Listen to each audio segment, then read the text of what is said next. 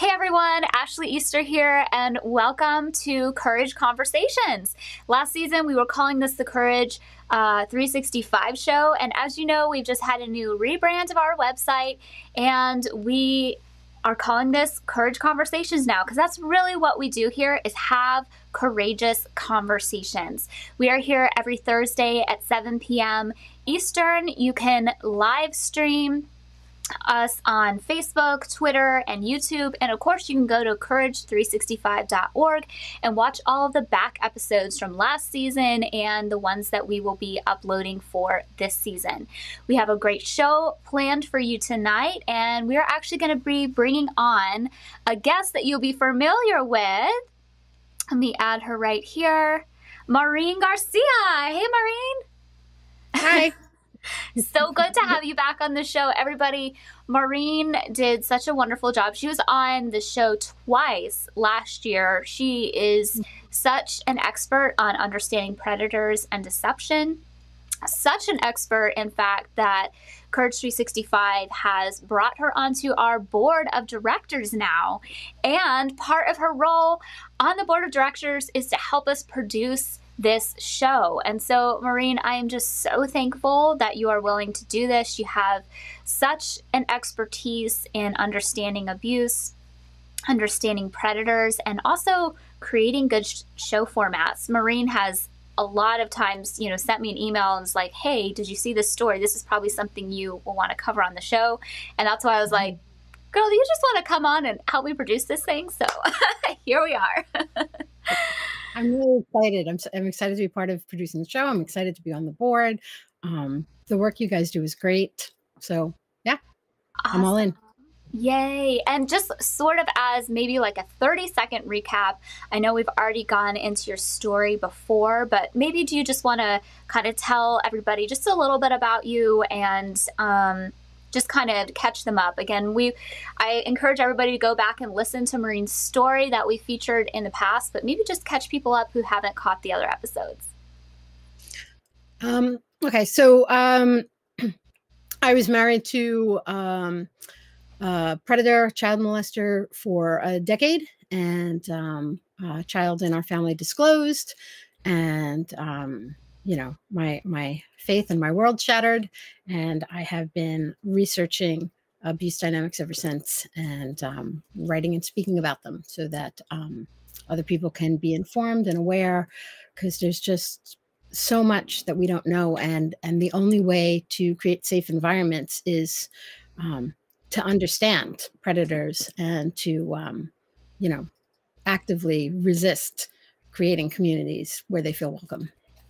That is so true. And that's why we love you here, because you are such an expert on this topic, and it's definitely heartbreaking what you've gone through. And I appreciate you being vulnerable to share that.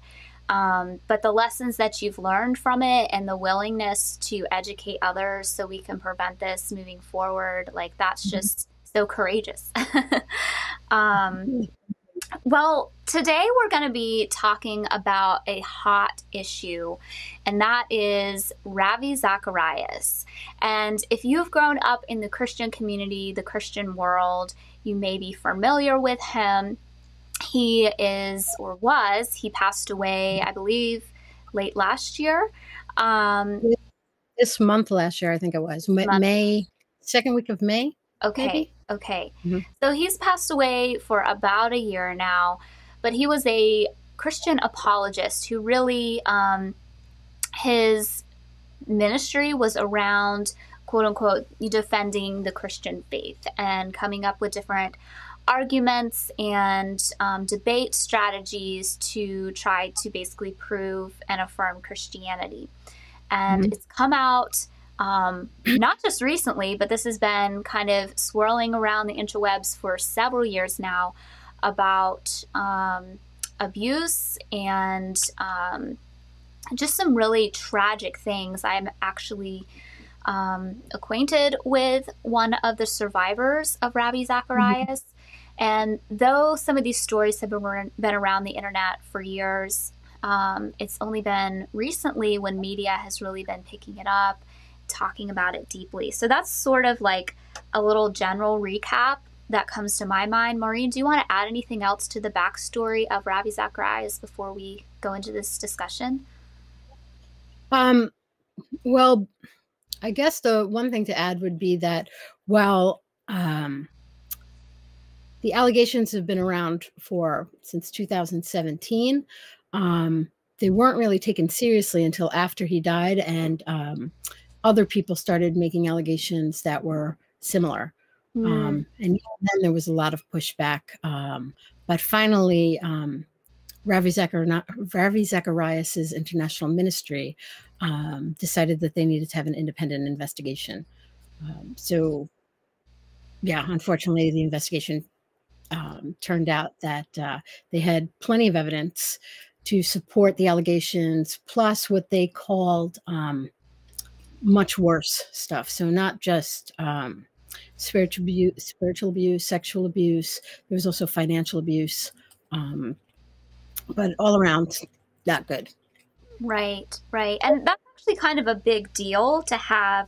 I believe it was Miller and Martins who did the investigation. It's actually kind of a big deal to have a ministry bring in someone to do an investigation, for them to give them enough leash to do an investigation, and then to allow them to produce the reports, at least some of them, publicly, and for them to find something.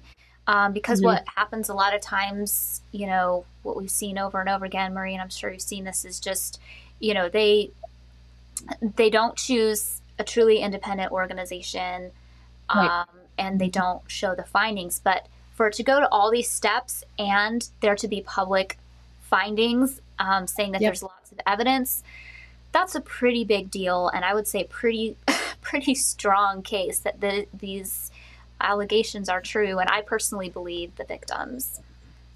Me too. I absolutely believe the victims. And it's a big deal. Normally, unfortunately, the road that a lot of Christian organizations or communities will take is they'll have an independent investigation. And the problem, of course, with that is they don't know how to investigate for this type of thing. Right. So they need to have people who are skilled and know what to look for, what kind of evidence you're looking for, how to question, and discuss things with people who are disclosing abuse, and how to create an environment where people who may also have been victimized feel safe to come forward and disclose that they too have been victimized. And Christian organizations often do not create an environment where other victims feel safe to come forward. It's often the opposite. They feel silenced and shamed, and as if they'll be attacked if they come forward and disclose their own abuse. Absolutely. Yeah, no, I agree. I agree. And so since these findings are here, since, you know, the investigation showed so much evidence, you know, I think that the interesting thing is we have all these victims and survivors saying this. Then an investigation happens, and the investigators say we have evidence to back this up and more. But what I'd really love to focus our conversation in on now, because people can go and search and look for those findings, and I would encourage you to look at those reports and details there if you're, you know, curious. Trigger warning, of course. But you know, the thing I'd want to camp out about is some of the responses to the report coming out, particularly in relation to Ravi Zacharias' family. So, you know, you've had personal experience having the realization that loved ones, people that you trusted, were predators. And so I think you have unique insight into this matter. And particularly, I want to draw attention to Ravi Zacharias' wife, widow, Margie, and his son, Nathan. They have, in their own ways, published things online. Still, after all these victims coming forward, and still after the investigation, supporting what I feel like is completely indefensible. And, you know, you can't defend this man, and yet they are. Maybe give us some insight into, you know, what might be going on in their heads. I mean, we can't read their minds, but, you know, from your perspective of something similar happening, and, you know, is this something where we give them kind of a pass because they're grieving? You know, would just really like to get your thoughts on this. Mm-hmm. Yeah, we don't give them a pass. We give them grace, but we don't give them a pass. And how we give them grace, I'll discuss in a minute. But first, I think, you know, this can happen with anybody. Somebody you don't know says that somebody that you love and know very well did something reprehensible. Your impulse is automatically going to be for the person that you know. You know, how could this other person say this?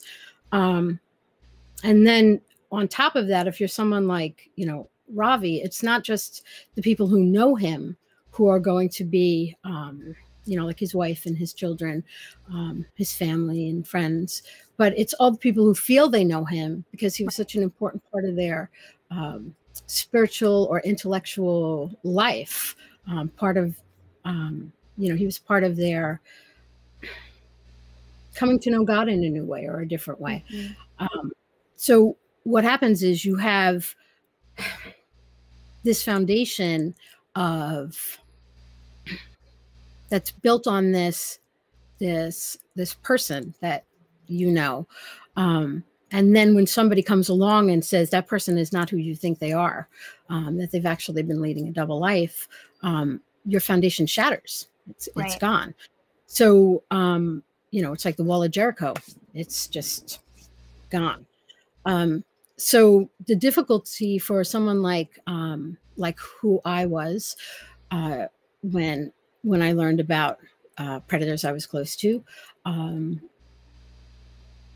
it's or like with Margie and Nathan, the problem is that you acknowledging that the person that you love this much and that you know this well and have been invested with and trusted to this degree and have trusted vulnerable people with, someone who's potentially an abuser, to acknowledge and accept all that is it shatters your identity as that person's wife, child, you know, follower, student. It shatters your understanding of, you know, who's trustworthy. It shatters your ability to trust yourself. Why couldn't I discern this? Why couldn't I see this? It shatters your ability to trust God. If God is so good and Ravi was, you know, doing all these things for God, to further God's purposes and spread the gospel, how could God allow this to happen? And so, you know, instead of allowing all that to shatter and then, you know, let God into the ruins there, you know, you defend against that in any way you possibly can. Because the risk is it's too great. Right. Yeah. That makes a lot of sense. And it's almost like, this is how I often describe my deconstruction process, you know, after I, you know, left the cult. For me, one of the tipping points was patriarchy. And when I realized that, you know, it was a lie that men had to be in power and control over women in the home church and society, and that was a toxic belief, everything else was connected to that. So when I pulled that out, my relationship shattered, my community shattered, my whole belief system, even things that I didn't realize were connected to that, shattered. And it caused me to have to go through a period of reconstructing a new way of being for myself and my community. It caused me to reevaluate everything. And it was extremely painful. I mean, super painful. And I lost a lot in that process. But I think one reason I felt competent, and maybe not competent isn't the right word. One reason I felt like I could do that was, first of all, just to drive to know whatever the truth was. And I didn't want to be, you know, tied down to lies anymore. So that was a driving force. But also, I still had my whole life in front of me. Like, I could reinvent myself, recreate myself, and still, you know, offer good to the world. But I do imagine there is an extra weight if perhaps, like Ravi Zacharias' wife, she's not young anymore. And I don't say that in a negative way, but just, you know, looking at a timeline of life, if you Yeah. believe all these things and everything comes crashing down, there's really not a lot of time to rebuild something Right. else. Hmm. So then it kind of causes the questions of like, well, does that mean it was all for naught? And Exactly. then followers who may be of varied ages, you know, just having, if you pull out that one piece of the abuse, what else was not true about this man? Exactly. So yeah, it can cause a crisis of faith.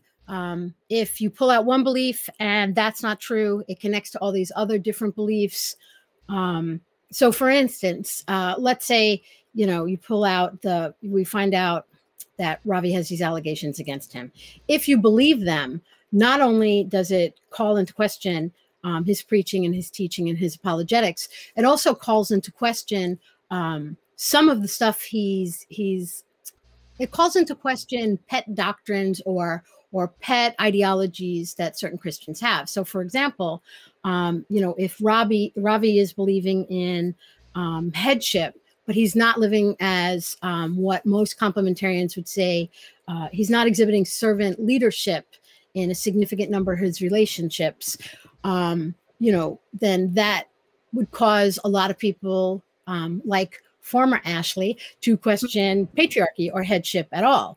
And then once you pull out headship, then you have a whole bunch of other doctrines that are connected to that start to collapse as well. But I mean, it basically all comes down to what you said earlier. Are we people of the truth? Do we believe the truth? Are we pursuing the truth? Or do we want to believe what makes us feel safer, better, unfortunately, more self-righteous? Mm-hmm.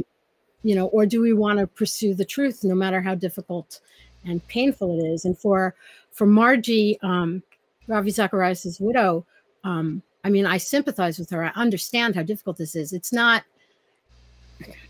I mean, she's known him since she was a teenager.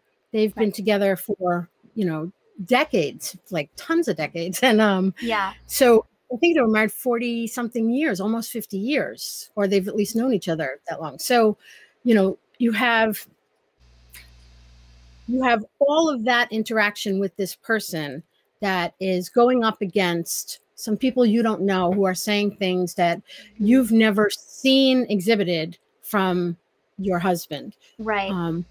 You know, and I want to say, like, I know a number of people on social media, like one friend of mine was kind of sarcastically joking around saying, oh, she's got Stockholm syndrome, you know, and then another people say, oh, she's brainwashed. And, you know, as someone who talks about grooming as a process that an abuser uses to gain trust and support and abuser allies, I understand that to a degree, but it's not simply something like Stockholm syndrome or brainwashing. It's, you know, abusers do these things in secret.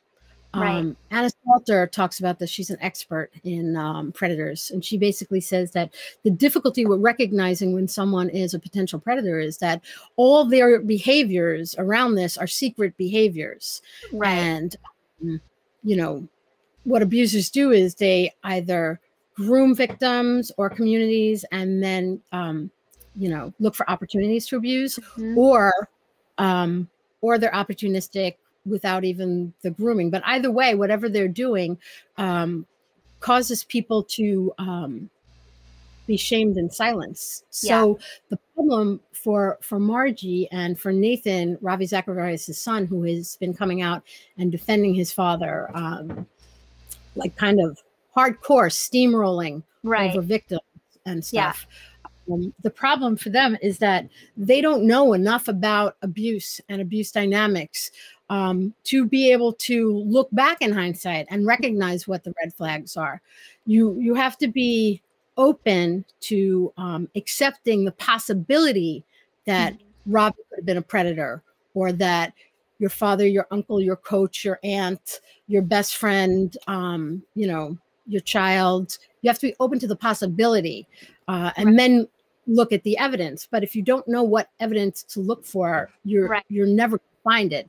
And that's what Margie and Nathan are doing. They're circling around and pulling out all these things that really cannot indicate whether or not Ravi did what he's accused of doing. It only indicates what he did when he was with other people besides his victims. Right. Yeah. No, that's helpful. And I think it's something that not a lot of people think about, because every person is multifaceted, and it doesn't just have to do with, with abusers. Like, I am a certain type of person around my girlfriends, and I'm a different type of person when I'm in a business meeting.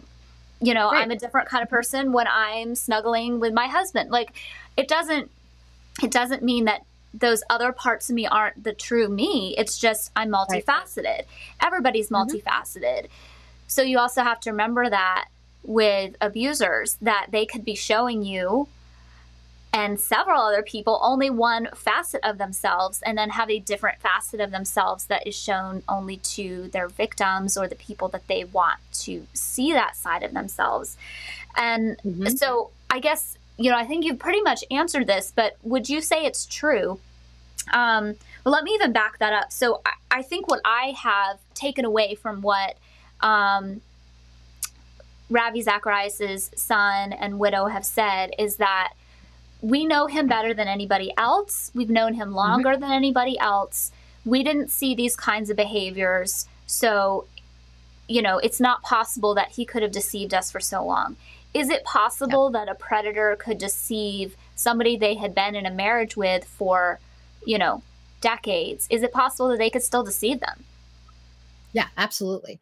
There's tons of examples of that. Again, if you're interested in learning more about predators and how they function, Anna Salter's book Predators is a great place to start, but huge trigger warning, because she's actually engaging in interviews with people who are predators. And so she's not sugarcoating anything. She's putting what they've actually said right out there for you to read. But yeah, abusers spend an inordinate amount of energy being secretive and hiding what they do. That doesn't mean that all abusers are completely self-aware and intentional.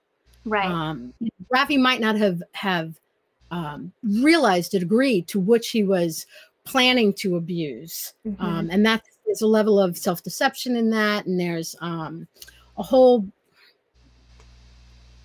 pattern that goes with that there. But there are some predators who are very self-aware, and they knew exactly what they were doing. They knew, I'm going to hide this. I'm going to manipulate this. I'm going to, I'm going to say this to this person and that to another person. And I'm going to put these two people against each other so that if one of them discloses information about me, the other one will already hate them and think that they're crazy or whatever. There's all these techniques that abusers use. And the thing that's really odd for people who study abusers, or if you read or research about it at all, or if you have experience with more than one abuser, is that sometimes it actually sounds like they're all using the same scripts. Like they all got some kind of abuser handbook. The same types of rationalizations and minimizations. And that all goes back to, Ashley, what you've heard me talk about before, that there are cognitive distortions that are common among abusers. And the cognitive distortions are the things that allow them to override their conscience or emotions or love for someone and do the things that they do. The thing with Margie and Nathan is I understand what it's like to be in that tension. Because the first person who had a disclosure against them or an allegation against them, I believed them. And the reason I believed them was twofold. One, because I didn't know the victim. And two, because when I asked him point blank, did you do this? He said, no, of course not. And now I know that that's exactly what an abuser would say. So I was unwittingly an abuser ally. But then a couple of years later, when someone I did know disclosed abuse, and it was my husband, I was able to, or now my ex-husband, because my present husband is not that guy. Right. Anyway, I just met him today, and he's cool. so, you know, I knew to believe the victim for a number of reasons. One, because all my friends that had told me they had been abused, the thing that shattered them more than the actual abuse was that when they told, they weren't believed. So my first response was, well, whatever she says, believe it.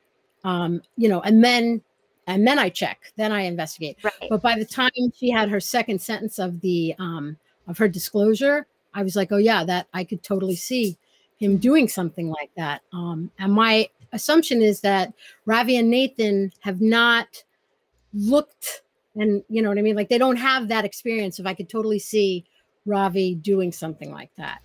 So that, as brutal as it was, the way that felt, you know, it was also a blessing to me because it allowed me, you know, as this child was telling me all this, the truth came through somehow.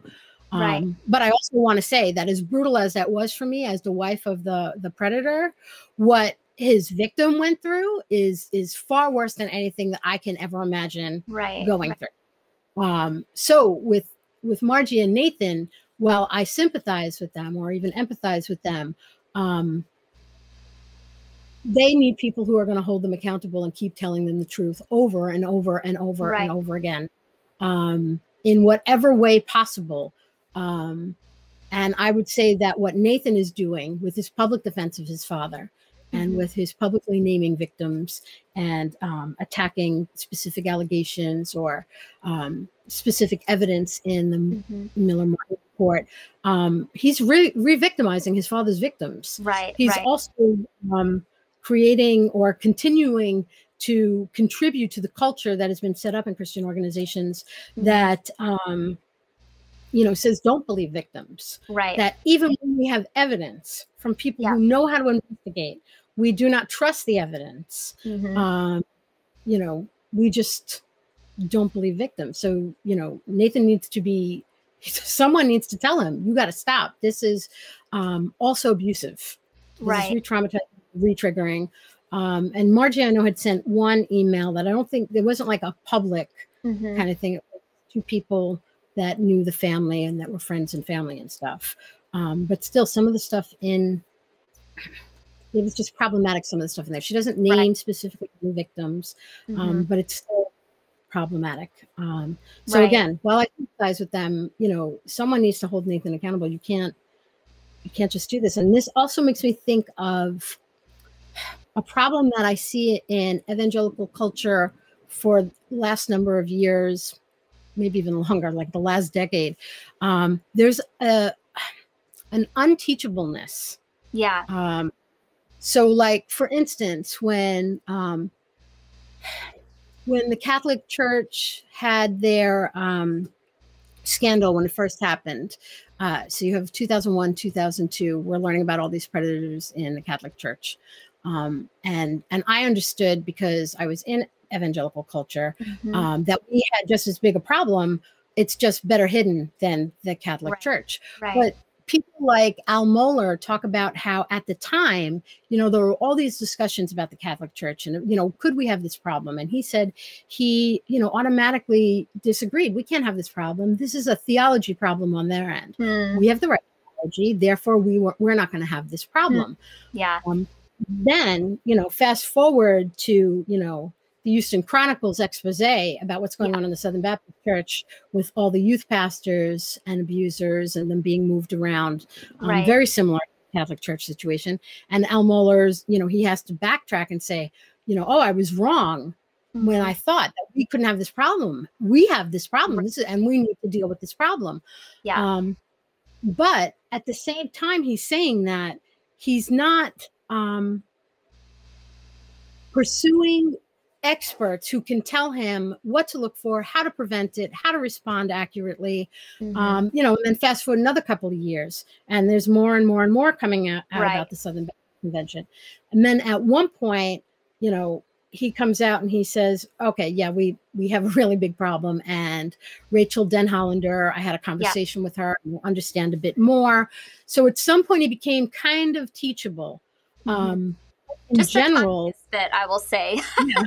Well, right, because he was teachable with that, but then he did what I see so many other Southern Baptists or neo-Calvinists doing when this stuff comes out. They double down on complementarian theology. They say it can't possibly be this. Al Mohler went so far as to say it's not the theology itself, it's how it's being taught or how it's being lived out. Right. And that's great. That's a huge movement for him.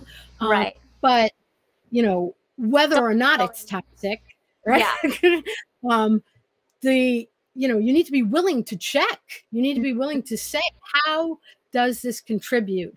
And again, this is like that whole Jenga thing, because if you believe in headship theology, and then you begin to investigate it and you begin to see what the studies say about, you know, headship theology, and how it manifests, and how it, you know, not all complementarians are abusers, obviously, but how it creates circumstances for abusers to abuse and for them to be supported and for victims to be blamed. And but when you start to see more and more of that evidence, at some point you have to ask yourself, if this theology has caused so much destruction, is it actually of God?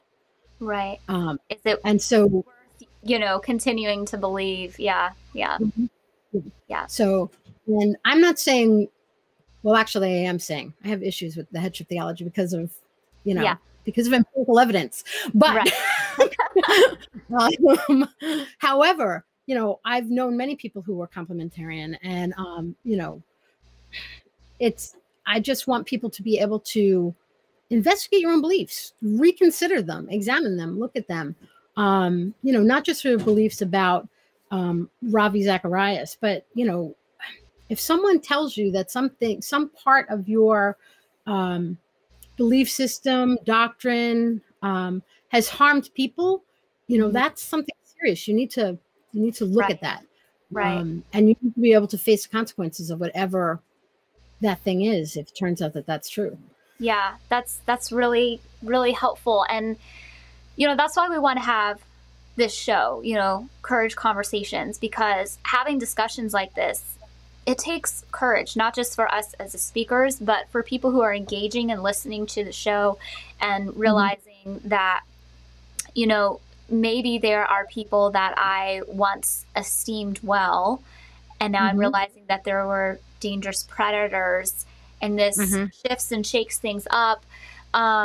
You know, we want to be able to bring those kinds of conversations forward, because we always want to get to the truth. We always want to get to safety for survivors and for vulnerable people. And if you're listening to this show tonight and you're like, wow, okay, this really is kind of shaking up, you know, my belief system. This is shaking up the way I see the world. Maybe you have supported the victims and survivors of Ravi Zacharias for years, and maybe this was just kind of some additional confirmation, or maybe you're somebody who had supported Ravi Zacharias instead of the victims, and this is giving you a new perspective. You know, this is an emotional topic, and I want to encourage you to not run away from it. You know, do what you need to do to, you know, calm down triggers and those types of things, keep yourself safe, but also be willing to have those conversations, be willing to look for what the truth is, and be willing to realize that a lot of times the truth lies with those who were victimized, with those who have less power. And it's usually a good rule of thumb to be more skeptical of people in power. It doesn't mean that they're always wrong, but, you know, that's a good rule of thumb. You know, when we're weighing out, you know, where to get facts and information. And just quickly before we close out this show, the last question I wanted to kind of talk about, Maureen, is what do we say to people who are unaware of user allies, people who maybe are like, oh no, I support victims, but in this case it's an exception and I support Ravi Zacharias here, or even people not necessarily in this case, but in other cases that were or are actively being abused, but they still support the abuser, and are, I don't want to use this term flippantly, but are, being manipulated and, mind controlled by the predator. How do we interact with people like that, whether we see it on Twitter or in our own personal lives? Do we engage? Do we not? Do you have any thoughts? Yeah, I would say if someone is recalcitrant and not open to even considering that, no, we put that conversation off. If someone is willing to talk about it and then I would probably ask them questions. Like one of the questions that I will tend to ask people will be, what level of evidence would be enough to prove to you that Ravi Zacharias did this? Yeah. And often, because of the presupposition that he could never do this, there is no level of evidence that he would accept. Right. But they're not aware that they have not just a bias, but like a foundational firm belief. Right. So I'll ask certain questions about that, and I'll also kind of ask them things if they're open to it. I might ask them stuff about their own interactions with abusers or or victims. Because unfortunately for some of us, because we've been victimized and because we've been groomed by abusers or have been in relationship with abusers for years and been married to abusers, we are often able to empathize with abusers really easily. And, it goes against the stereotype. Everybody thinks that the victim is this angry, bitter, volatile, rage-filled. And it's, when we're getting healthy, we're those things. Right. Yeah.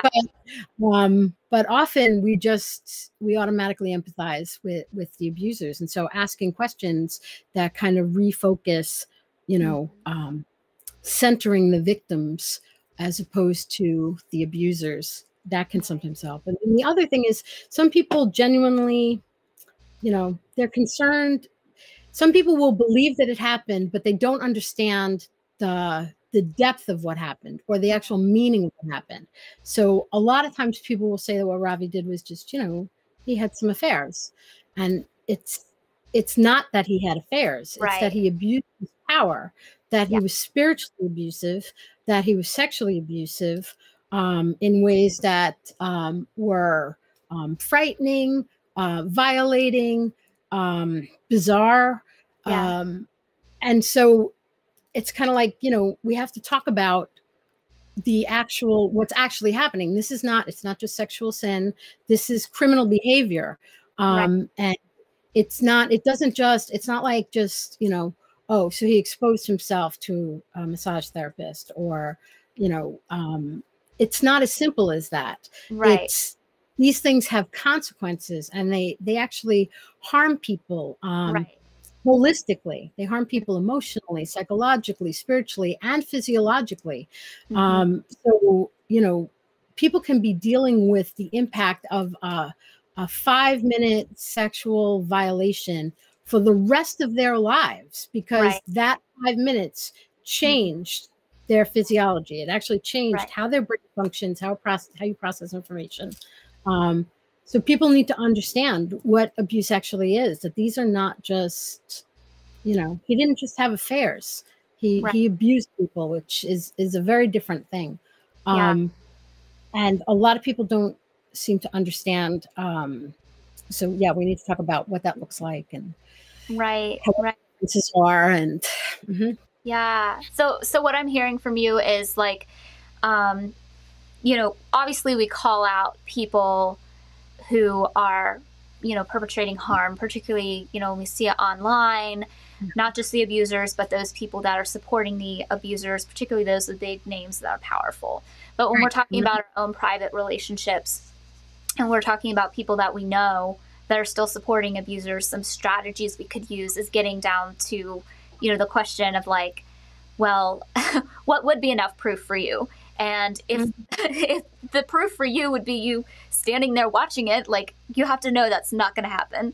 And Right. also, even if you could have that level of proof, would you even believe it was abuse because you don't have an understanding Exactly. of what abuse is?